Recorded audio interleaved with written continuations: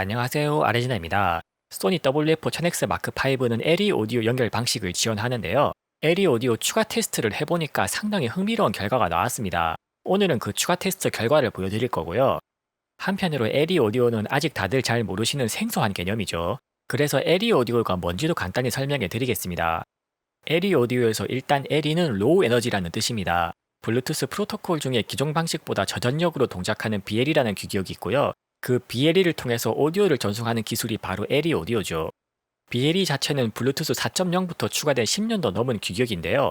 LE 오디오는 블루투스 5.2부터 추가된 최신 규격입니다. 그러다 보니까 아직까지는 제대로 지원하는 기기가 거의 없죠. 그러다가 2023년 올해 들어서야 무선 이어폰 제조사들이 조금씩 관심을 보이기 시작합니다. 삼성에서 올해 초에 버즈2 프로 펌웨어 업데이트로 LE 오디오 지원을 추가했고요. 7월에 출시된 소니 마크5는 처음부터 LE 오디오를 베타 기능으로 지원하고 있습니다. 문제는 스마트폰 쪽이죠. 애플은 일단 iOS 17까지도 별 소식이 없습니다. 안드로이드는 OS 자체는 12부터 지원하기는 했는데요. 안드로이드 13 들어서야 최신 스마트폰들 위주로 조금씩 지원이 추가되고 있습니다. 그래서 LE 오디오는 아직까지는 실질적으로 못 쓰는 기능이고요. 내년에 안드로이드 14를 탑재하고 출시되는 스마트폰들부터 본격적으로 지원될 것 같네요. 일반 유저분들 입장에선 그래서 LE 오디오가 장점이 뭔지가 궁금하시겠죠. 무선 이어폰 입장에서 LE 오디오의 가장 큰 개선점은 연결 방식이 완전히 바뀝니다. 블루투스 기술로는 무선 이어폰이라는 개념이 존재하지 않던 옛날에 나왔죠. 블루투스 오디오 기기들은 무조건 1대1 연결을 전제로 합니다. 그래서 무선 이어폰은 일단 소스 기기와 마스터 유닛이 1대1로 연결되고요. 마스터 유닛에서 나머지 슬레이브 쪽으로 신호를 다시 쏴줘야 되죠. 신호를 2번 전송해야 되니까 딜레이도 길어지고 끊김도 심할 수밖에 없습니다. 이걸 개선하는 게 마스터 유닛으로 가는 신호를 슬레이브 쪽에서 도청하는 스니핑 방식인데요. 이러면 슬레이브로 신호를 재전송할 필요는 없지만 근본적인 해결책은 아니죠. 이 문제를 근본적으로 해결하기 위해 나온 기술이 퀄컴 TWS 플러스입니다. 소스 기기와 무선 이어폰 좌우 유닛 각각이 직접 연결되는 기술이죠. 그런데 이걸 쓰려면 양쪽 다 퀄컴 칩셋이라는 조건이 붙습니다. 그래서 실질적으로는 보급이 거의 안 됐죠. 이제 LE 오디오로 넘어가면 퀄컴 칩 없이도 다중 연결을 지원합니다. 그래서 LE 오디오를 쓰면 끊김이나 딜레이 같은 기본 성능이 근본적으로 개선되고요.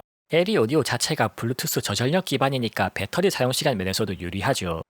한편으로 LE 오디오는 기본 코덱도 LC3도 업그레이드 됩니다. 기존의 블루투스 기본 코덱인 SBC보다 압축률을 높이면서도 음질은 더 좋아지고요. 코덱 이름 자체에 낮은 복잡도라는 표현이 들어갑니다. 그만큼 인코딩 시간을 줄여서 딜레이를 줄이기에도 유리하죠. 게다가 LC3 플러스라는 확장 규격의 저지원 모드부터 고해상도 오디오 모드까지 전부 포함되어 있습니다. 그래서 LC3 플러스 하나로 기존의 중구난방으로 파편화된 코덱 규격들을 싹 다 정리할 수 있죠. 물론 LC3도 아직은 시작 단계라서 제조사들이 얼마나 지원에 관심을 보일지가 관건이고요. LE 오디오나 LC3 코덱이 제대로 보급되려면 앞으로도 몇 년은 걸릴 겁니다. 이제 LE 오디오 추가 테스트 결과를 설명해 드릴게요. 제가 소니 마크5 첫 리뷰 테스트를 할 때는 안드로이드 13 환경이었습니다. 그런데 안드로이드 14로 업그레이드 하니까 LE 오디오 관련해서 개선된 점들이 많네요.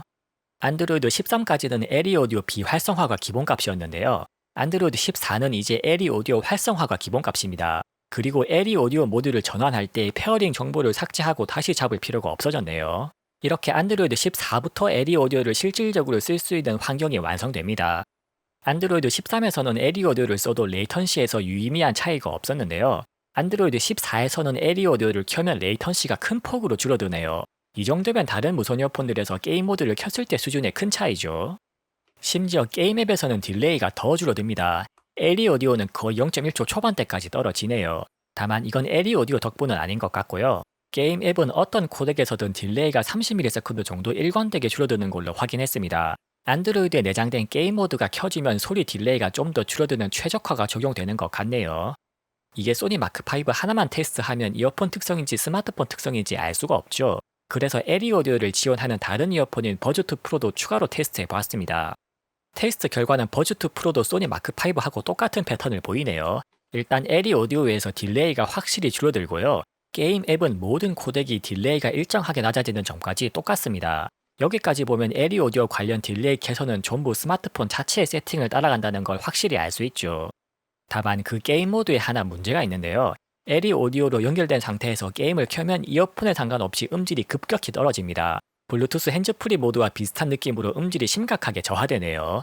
그래서 현재 픽셀 7에서 안드로이드 14 베타 기준으로는 게임에서는 실질적으로 LE 오디오를 쓸 수가 없는 상태입니다. 실제로 음질이 얼마나 떨어지는지 실제 소리 녹음본을 들려드릴게요.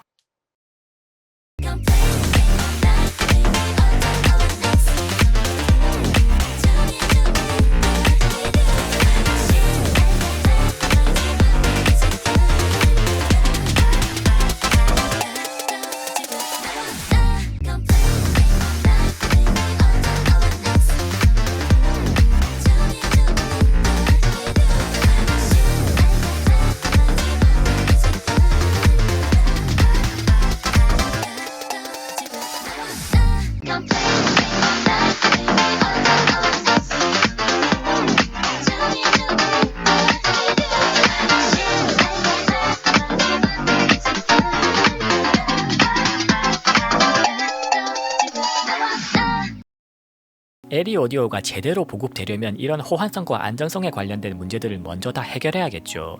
그래서 당장은 LE 오디오 지원이 상징적인 의미 정도에서 그치고요. 앞으로 최소 1, 2년은 지나야 분위기가 좀 바뀔 겁니다. LE 오디오가 무선 이어폰뿐 아니라 보청기 쪽으로도 연관된 기능이고요. LE 오디오가 널리 보급되고 나면 앞으로 무선 오디오 환경이 확실히 많이 좋아질 겁니다. 그때까지 조금만 더 숨 참고 러브다이브 해보죠. 한편으로 소니 마크5가 소리 끊김이 생긴다는 후기가 많이 보이는데요. 이건 소니 마크5가 기본적으로 무선 신호 강도가 약한 영향이 좀 있을 겁니다. 그런데 LE 오디오를 연결하면 신호 강도가 더 떨어지죠. LE 오디오 기술이 약한 신호 강도라는 불리함을 안고도 끊김이 없을지 앞으로 검증이 필요해 보입니다. 이상 아레지나였습니다. 영상이 유익하셨다면 구독과 좋아요로 많은 응원 부탁드립니다. 감사합니다.